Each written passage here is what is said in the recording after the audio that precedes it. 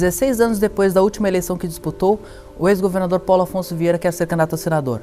No Cabeça de Político dessa quinta-feira, ele nos conta por que quer voltar à política.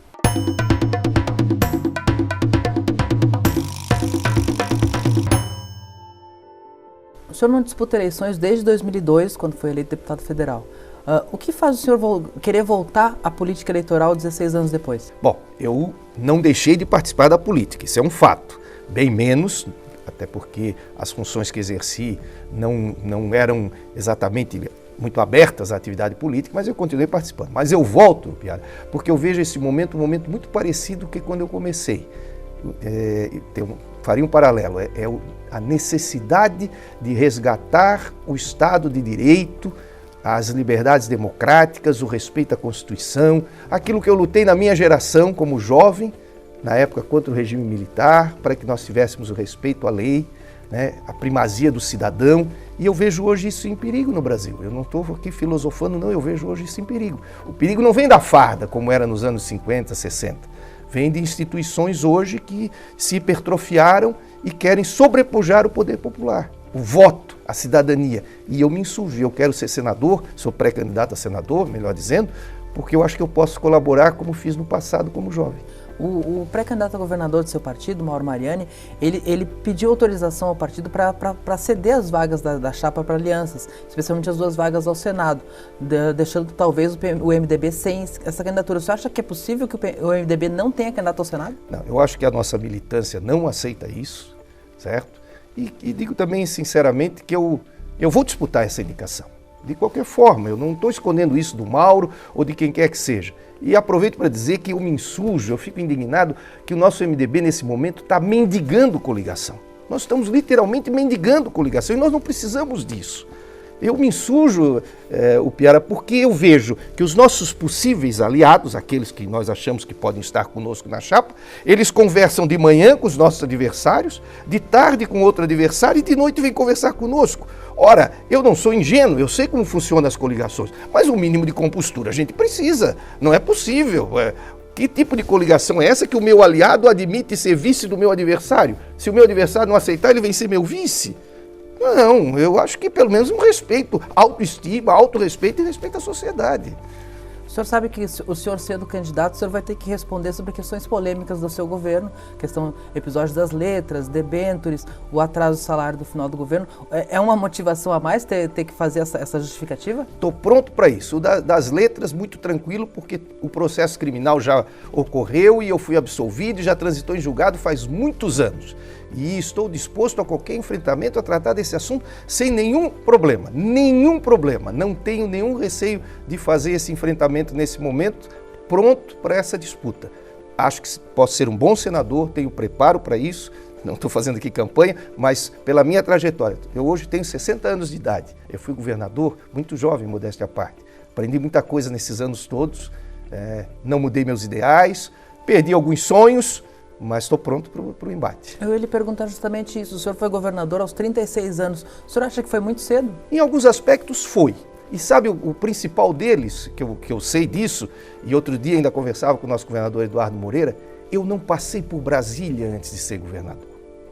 Parece bobagem, mas é importante. Sabia disso? Eu não passei por Brasília. O que vem por Brasília, porque foi deputado, foi senador, ou foi ministro, ou foi alguém com cargo federal, e vem de volta ao seu estado para disputar uma eleição, tem muito mais trânsito lá. Eu não tinha trânsito, eu não tinha circulação.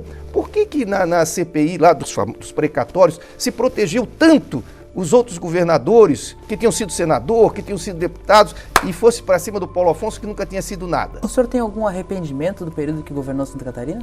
Se o tempo voltasse atrás, eu faria tudo o que fiz, novamente. Sabe por quê? Porque eu tenho certeza absoluta, consciência tranquila, meu coração, minha alma, meu cérebro, que eu procurei fazer o melhor possível em todas as decisões que eu tomei. Eu fiz de forma consciente, achando fazer o melhor. Agora, se me perguntar, e se eu fosse governador de novo agora? Que é diferente. Bom, seria muito diferente. Eu aprendi muita coisa nesse período. Seria mais pragmático, seria mais preocupado com a forma, eu tinha muita preocupação com o conteúdo, eu achava que as coisas boas fluíam naturalmente e seriam aceitas por todos, sem nenhum tipo de estímulo, de incentivo, eu achava isso. Hoje eu já sei que a gente precisa convencer as pessoas mesmo das coisas boas. As operações das letras do Invesc, elas resultaram em dívidas bilionárias para o Estado. O senhor vê essas operações como um fracasso? Não, porque eu me pergunto até hoje, em relação às letras, por que não foi feita a rolagem como foram feitos pelos outros estados? Por que não foi usada a autorização do Senado Federal? E eu sempre cito o exemplo, Piara. O Eduardo Campos, falecido ex-governador de Pernambuco, foi o nosso muso, o nosso referencial na operação das letras. Nós copiamos a operação de Pernambuco.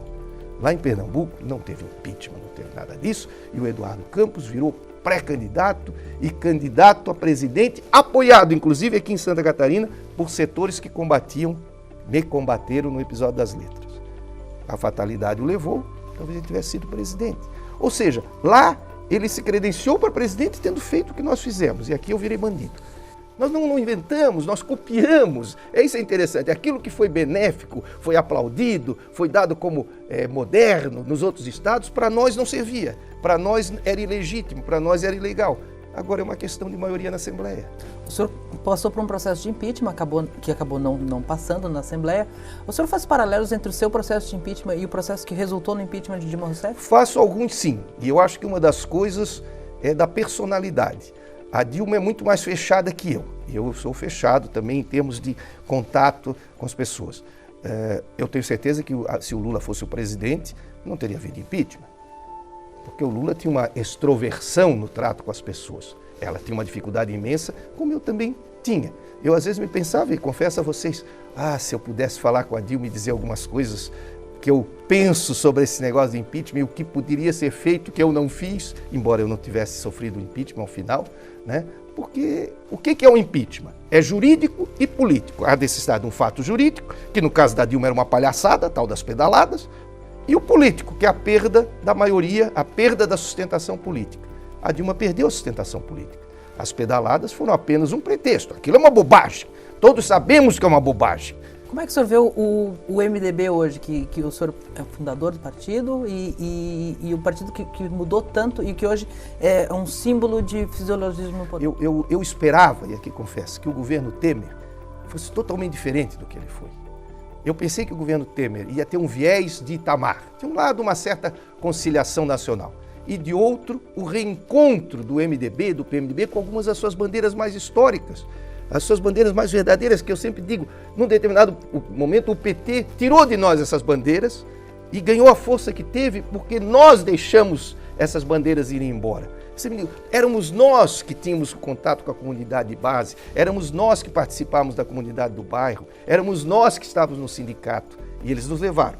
E nós, ao invés de nos voltarmos para isso, nós fomos para o lado conservador. E o lado conservador tem dono, o lado conservador não gosta de nós, o lado conservador não vota em nós na escala de voto. Ele vai votar primeiro no PSDB, no DEM, no PSD, no PR, não sei o quê, para depois no MDB. Nós demos uma escolha errada, totalmente errada de postura político-administrativa e temos um desgaste enorme. Eu quero resgatar as bandeiras. Eu não sou saudosista, eu sei que o mundo hoje é diferente. Eu sei que o mundo é diferente. Mas os valores de respeito à pessoa humana, da igualdade, do acesso às benesses do desenvolvimento, às conquistas do progresso, isso não mudou. Mesmo com toda a internet, com todo o WhatsApp e Facebook, isso não mudou. Governador, muito obrigado pela participação aqui no Cabeça de Político. Até uma próxima oportunidade. Muito obrigado.